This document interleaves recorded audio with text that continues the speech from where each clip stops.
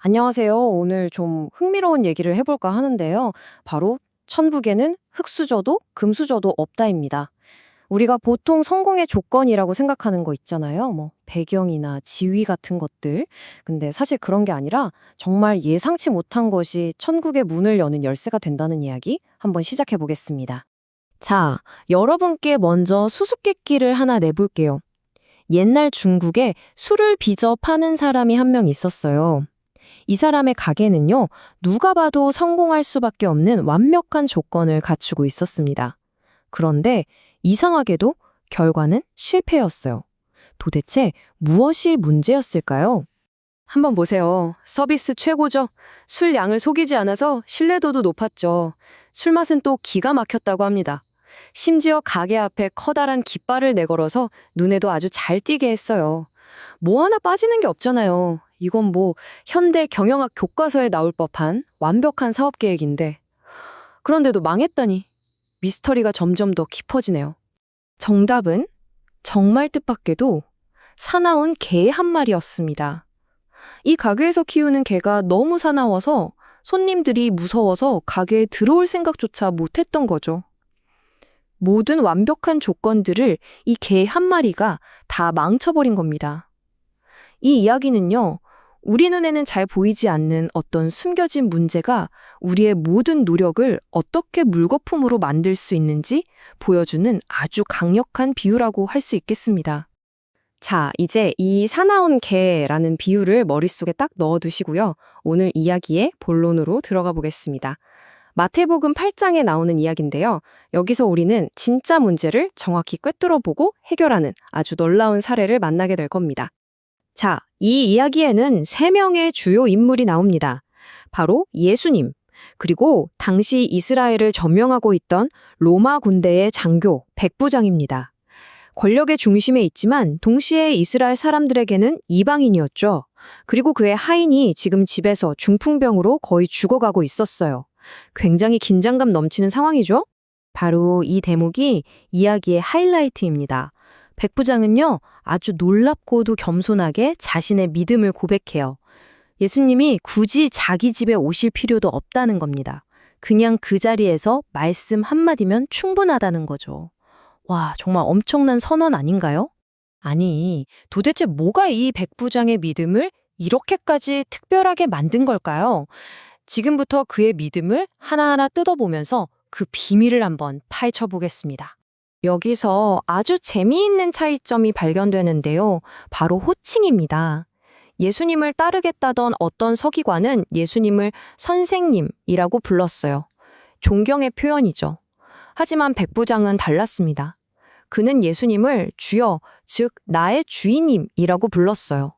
이 작은 단어 하나에 예수님의 권위를 어느 정도로 이해하고 있는지가 확 드러나는 겁니다.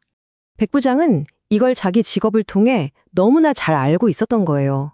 군대에서는 상관이 가라 하면 가고 오라 하면 오잖아요. 그게 바로 권위의 힘이죠. 그는 예수님의 말씀이 바로 그런 절대적인 권위를 가지고 있다는 걸 정확히 꿰뚫어 본 겁니다. 그냥 말씀 한마디면 모든 상황이 정리된다는 걸요. 예수님의 반응을 보세요. 그야말로 깜짝 놀라십니다. 스스로 선택받았다고 자부하던 이스라엘 사람들 그 누구에게서도 본 적 없는 믿음을 하필이면 점령군 장교인 이방인에게서 발견하신 거예요. 이건 정말 엄청난 충격이자 당시로서는 파격적인 사건이었습니다. 소위 아웃사이더가 인사이더들을 완전히 압도하는 순간이었죠. 바로 이 지점에서 오늘 이야기의 핵심 주제가 등장합니다.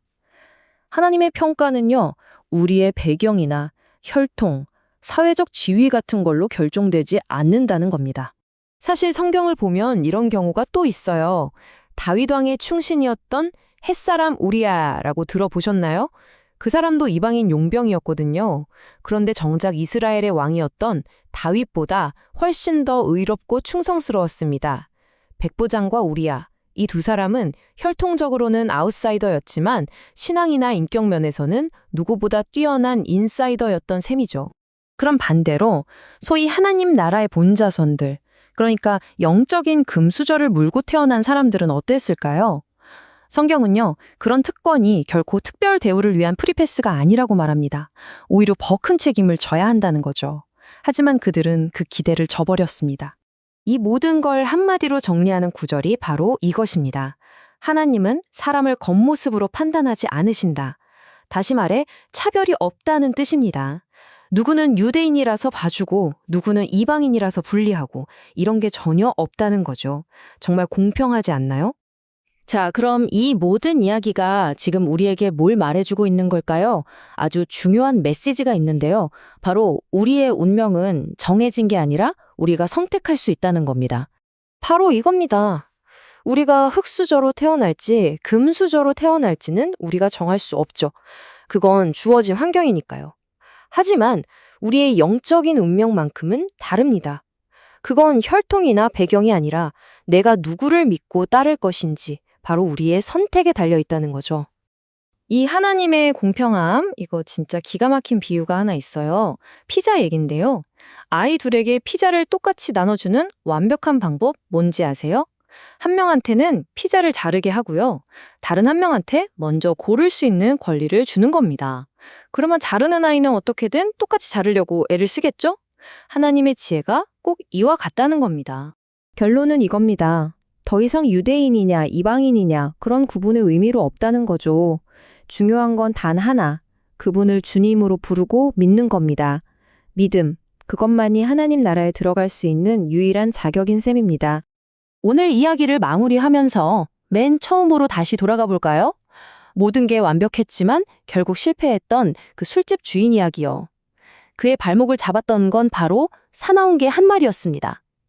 그렇다면 혹시 여러분의 삶과 믿음의 길을 가로막고 있는 어쩌면 나 자신조차 미처 깨닫지 못했던 그 사나운 개는 무엇일까요? 이 질문을 한번 곰곰이 생각해 보시는 시간이 되셨으면 좋겠습니다.